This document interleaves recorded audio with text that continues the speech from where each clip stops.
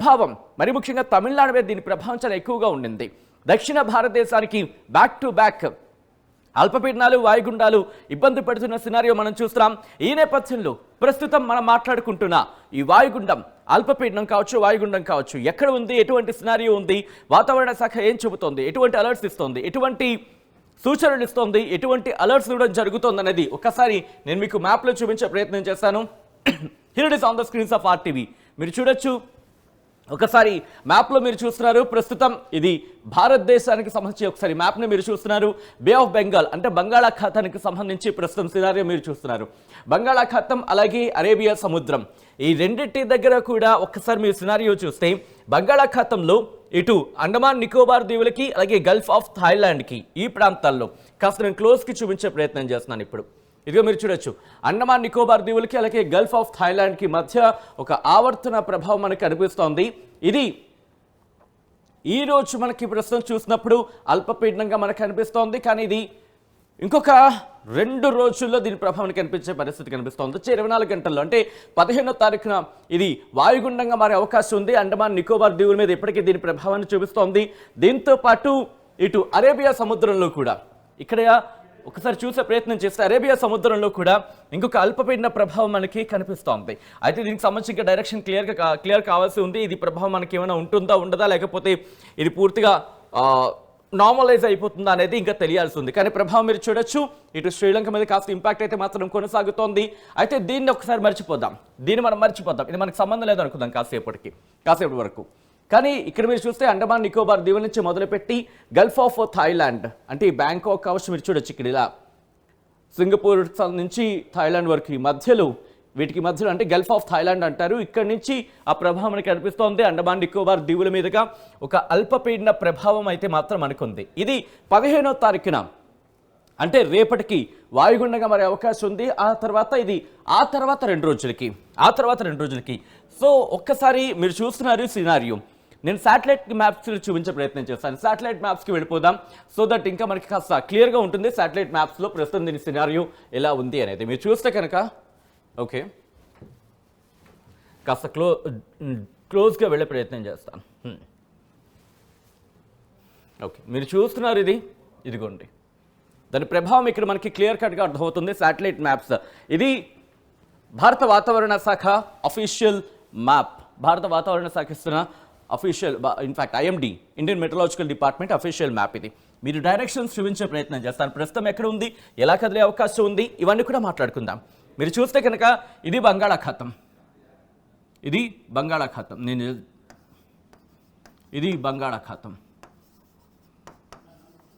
ఈ బంగాళాఖాతంలో ప్రస్తుతం ఈ సిచ్యువేషన్ మీరు చూస్తున్నారు. ఇక్కడ ఉంది, ఇక్కడ కేంద్రీకృతమై ఉంది ప్రస్తుతానికైతే. ఇది పశ్చిమ వాయువ్య దిశగా అంటే ఇలా పశ్చిమ వాయువ్య దిశగా కదులుతోంది. మీరు గమనిస్తే కనుక ఈ మధ్య వస్తున్న తుఫాన్లన్నీ తుఫాన్ అని ఇంకా దీనికి నేను అనకూడదు. సో విషయం ఏంటంటే అంటే బంగాళాఖాతంలో ఏర్పడుతున్న అల్పపీడనాలన్నీ కూడా ఫెయింజల్ తుఫాను కావచ్చు, ఆ తర్వాత వచ్చిన అల్పపీడనం కావచ్చు, ప్రస్తుతం ఉన్న ఈ అల్పపీడనం ఇది వాయుగుండంగా మారబోతోంది వచ్చే 24 గంటల్లో. అంటే 15వ తారీఖున ఇది వాయుగుండంగా మరి అవకాశాలు ఉన్నాయంటూ కూడా ఒక అంచనా ఉంది. ఇది కూడా ఎలా కదులుతోంది, పశ్చిమ వాయువు దిశగా కదులుతోంది.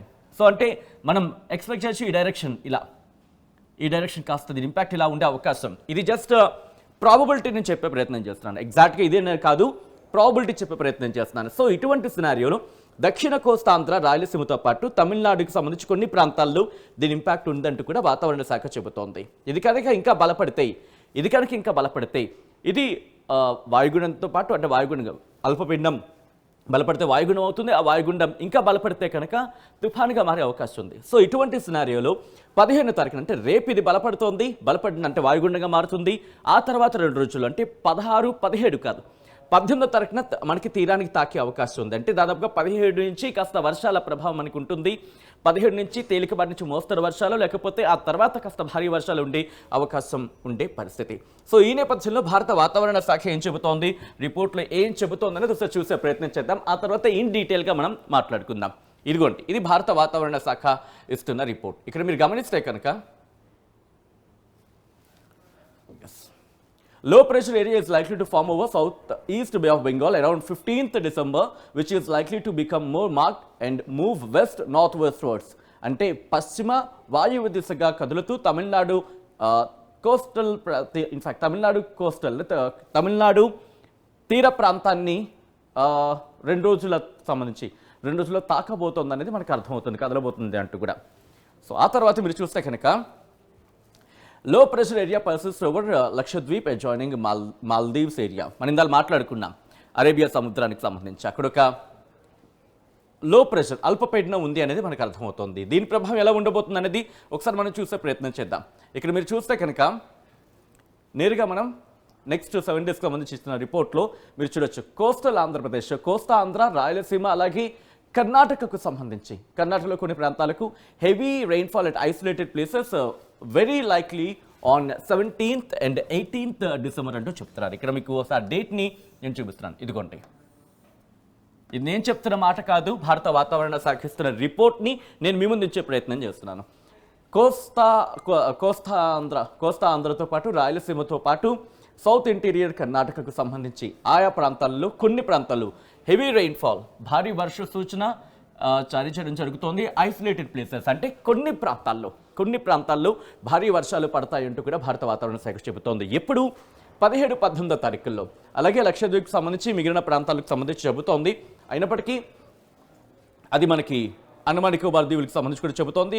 దాని గురించి మాట్లాడుకునే ప్రయత్నం చేద్దాం. Light to moderate rainfall at isolated places combined with isolated thunderstorm likely కొన్ని ప్రాంతాల్లో ఇటు తమిళనాడు పుదుచ్చేరికి సంబంధించి మాట్లాడుతూనే డ్యూరింగ్ 14th and 15th అని చెబుతూనే కోస్తా ఆంధ్రతో పాటు యానాంకి సంబంధించి 17-18 తారీఖుల్లో భారీ వర్షాలు ఉంటాయంటూ కూడా భారత వాతావరణ శాఖ ఇక్కడ మెన్షన్ చేయడం జరుగుతోంది. ఒక్కసారి మళ్ళీ నేను స్క్రోల్ డౌన్ చేసే ముందు నేను చూపించే ప్రయత్నం చేస్తాను. ఇది ఇక్కడ మన కోస్తా ఆంధ్రాకి యానాంకి సంబంధించి ఇక్కడ చెబుతోంది.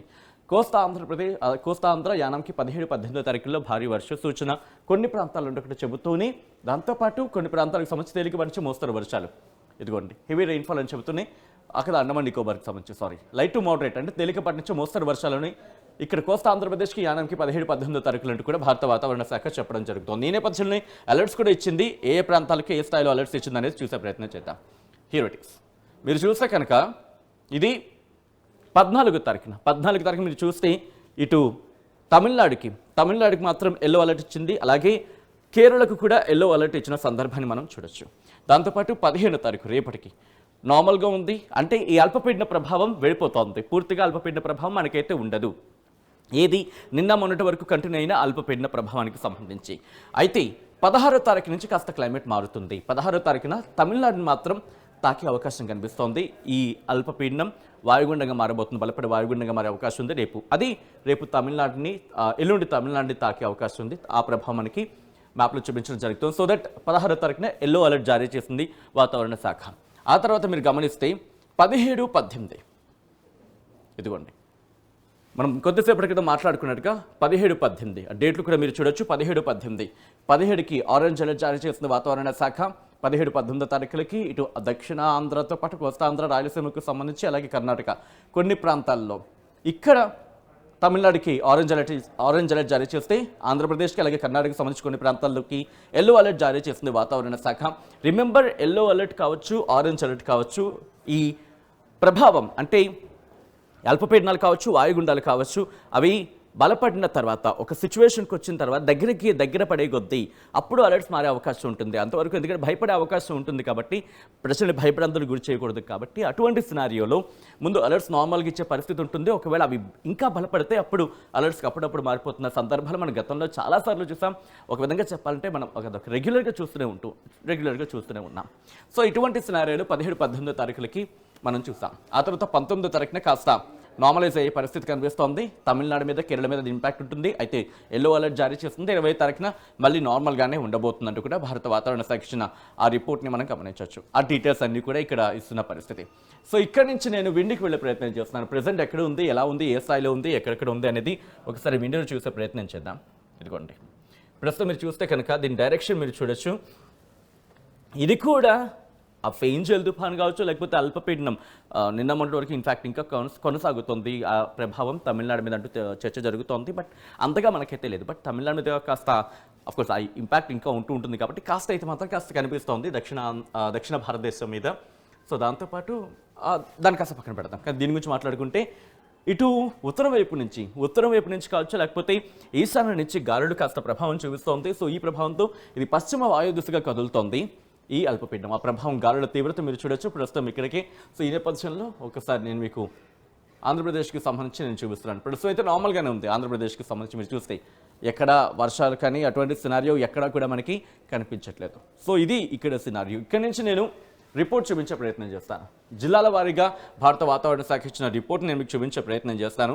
ఇది భారత వాతావరణ శాఖ కొద్దిసేపటి క్రితం ఇచ్చిన రిపోర్ట్. శ్రీకాకుళం నుంచి మొదలు పెడితే మీరు చూస్తే ఇంతవరకు వచ్చిన ఫెయింజల్ తుఫాను కాస్త ఆ తుఫాను ఇటు ఆంధ్రప్రదేశ్ మీద ఇంపాక్ట్ చూపిస్తే మరీ ముఖ్యంగా దక్షిణాంధ్ర, రాయలసీమ మీద, దక్షిణ కోస్తా ఆంధ్ర అలాగే రాయలసీమ మీద ఎక్కువగా ఇంపాక్ట్ చూపించింది. సో అటువంటి పరిస్థితుల్లో మనం కాస్త దాని ఇంపాక్ట్ని చూడడం జరిగింది. అయితే ఇప్పుడు వస్తున్న ఈ అల్పపీడన వాయుగుండం ఇటు ఉత్తర కోస్తాంధ్ర మీద కూడా ఇంపాక్ట్ చూపిస్తుంది. శ్రీకాకుళం అలాగే విజయనగరం, విశాఖపట్నం ఇక్కడికి thunderstorm accompanied with lightning likely at isolated place. కొన్ని ప్రాంతాల్లో ఉరుములెత్తుకున్న వర్షాలు ఉంటాయంటాం తప్ప భారీ వర్ష సూచన జారీ చేయలేదు.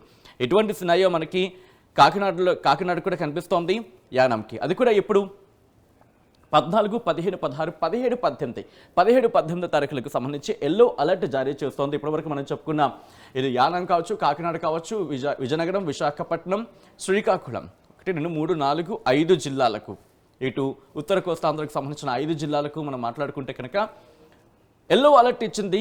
కానీ భారీ వర్ష సూచన అయితే మాత్రం జారీ చేయలేదు. ఇది దక్షిణ కోస్తాంధ్రకు సంబంధించి మాట్లాడుకుంటే బాపట్ల, ప్రకాశం, నెల్లూరు ఈ 3 జిల్లాల గురించి మాట్లాడుకుందాం. అయితే ఇక్కడ ఇంట్రెస్టింగ్గా బాపట్లకు ఎల్లో అలర్ట్ ఇచ్చింది. సేమ్ మనం మాట్లాడుకున్నట్టుగా ఉత్తర కోస్తాంధ్రకు సంబంధించి 5 జిల్లాలతో పాటు ఇటు బాపట్ల కూడా ఎల్లో అలర్ట్ ఇచ్చింది. కానీ తేలికపాటి నుంచి మోస్తరు వర్షాల కింద భావించవచ్చు.